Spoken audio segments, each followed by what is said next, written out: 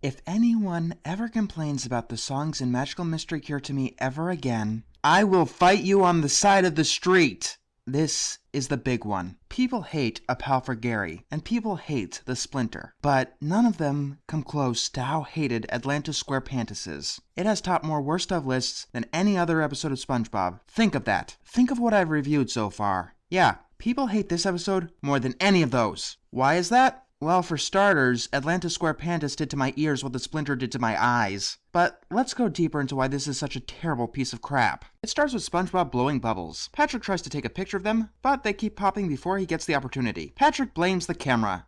No, it is the very nature of the fragile bubble. Allow me to demonstrate. Does this really merit a song? Okay, then. Besides the fact that this is a song explaining that bubbles pop, the lyrics are extremely forced. Like presents on Christmas Day, it doesn't seem to stay, or a cheese souffle.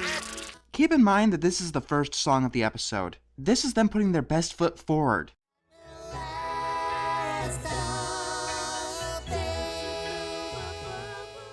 And at the end of this first song, the music already starts to grate on my ears. At the end of that totally not pointless song, SpongeBob blows a bubble that encases the both of them. It lifts them off the ground and sends them careening into a random cave. The bubble pops on a half of some kind of ancient artifact. After some phoned-in slapstick, SpongeBob decides to take the artifact to the Bikini Bottom Museum. We cut to Mr. Krabs being his usual greedy self, charging people to get into the museum on a day when it's supposed to be free. When he's almost reported, he ducks inside the building. And it just so happens that Squidward is already there. He calls the artifact the Amulet of Atlantis, and thinks that SpongeBob stole it. This is a new low even for you two. Yeah, give it a season or two. It turns out that SpongeBob didn't steal the Amulet of Atlantis, but found the other half of it. While Squidward is ranting on about Atlantis, I'm just thinking of if the writers actually know what an amulet is. You know, a small object made to be worn around your neck, not a big fat medallion. This great city disappeared one day, but no ruins were ever found. Yeah, they're not going to explain why that is. In fact, the way the story is written, it seems like calling Atlantis a lost civilization would be like calling Iceland a lost civilization. SpongeBob and Patrick learn of the oldest living bubble that currently resides in Atlantis. Fucking bubbles! I love it when characters are so wonderfully motivated. Come on, really? A fucking bubble? You guys can do better than that. Then again, maybe you can't. But I expect you to at least try. Oh, and Sandy just so happens to be at the museum, randomly butting into their conversation about Atlantis. So we've spent like 3 minutes establishing that Mr. Krabs likes money, Squidward likes art, SpongeBob and Patrick like bubbles, and Sandy likes science. And then Sandy tells them to put the amulet together, and that will open the way to Atlantis. Squidward is able to do this because the museum doesn't have any security or any other guests. The amulet shoots a laser, which causes a van to drop out of the ceiling. Then the amulet goes into the van because it's magic. Inside the van, we get to see the Atlantis Squarepantis video game. You know, it's very hard work to blend 2D characters with 3D animation. It's a good thing these guys aren't even trying. Unfortunately, the van is out of fuel for forward motion. That's a pretty cheap amulet. Give them a van, but don't give them the fuel to do anything with it. So our heroes push the van out of the museum, carrying one of the museum's artifacts, to a gas station. But it doesn't have a gas tank because it doesn't run on fossil fuels. Instead, it runs on song, which means that they have to sing in order to get to Atlantis. Does that make any sense? No, but I'm game for singing any day. What I'm doing is stupid. I know it's stupid, but I'm gonna do it anyway. Good on ya! This isn't exactly what I'd call singing, though. To a land where all our dreams can finally come true. This is throwing a bunch of random genres into a blender and hoping you'll get something remotely pleasing.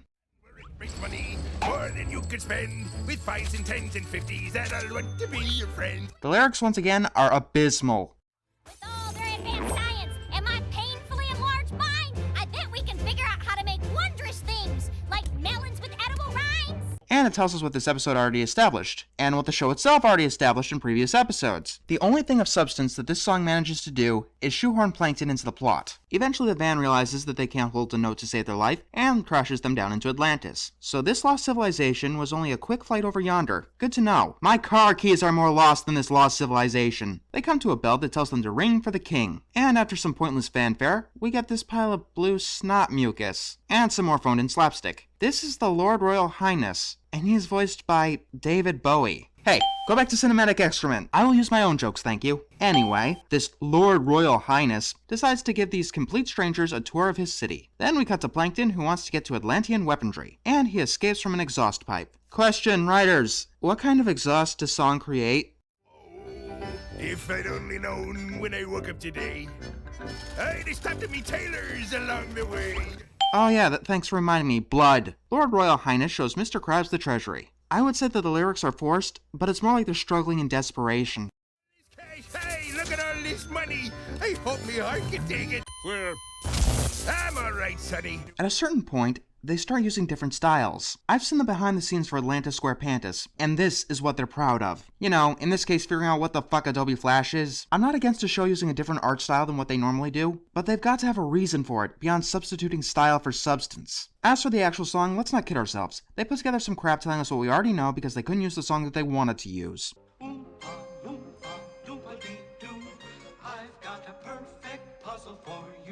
Yeah, this is a major ripoff of Willy Wonka. After Krabs' song, he's out of the group. Then they go to a lab full of high-tech gear. Yeah, that looks so futuristic. It looks like the Commodore 64 would have more functionality on it. Exercise some creativity! If you want to show us a lab, give us some of those electric orbs, Tesla coils going off, or maybe even an everlasting gobstopper machine. Instead, we get a machine that turns anything into ice cream. The practical applications for that are infinite. Then they come across a machine that will allow people to fight germs hand to hand. Definitely more practical than coming up with vaccines. You guys are ahead of the game. SpongeBob, Squidward, and Patrick accidentally use the machine. Right now, his molecules are being broken down into data, then reassembled on a much smaller scale. And then you could pull them right out of your television on the other side. Give me a fucking break. It turns out that this extremely advanced civilization was working on fighting the sniffles, not some more deadly disease. So Sandy goes into an NES game. Actually, that's not fair. NES games put effort into their visuals, their enemy designs, and their sound direction. Speaking of which, it's about that time. First of all, Sandy can't sing in the slightest. Your days are numbered, 'cause Sandy's here. The lyrics try to disguise their lackluster effort by shoehorning in science terms and video game references. Then the song ends. You know what we haven't had in a while? Another fucking song! That's right, this gives us 2 songs back to back, and this next one has to be the worst song in the whole damn episode. It's Plankton's song, and Doug Lawrence can't sing either. so many weapons. How do I choose? Look at this one with a beautiful fuse. That one would surely give them the blues.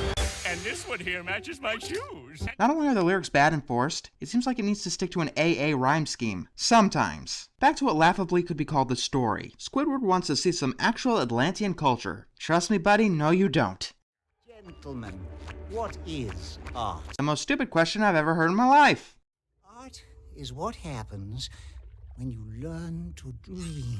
And this is the part where he starts singing pure imagination. Actually, no. Despite David Bowie being an actual singer, he's the only character in the episode that doesn't have a musical number. Speaking of which, it's Squidward's turn.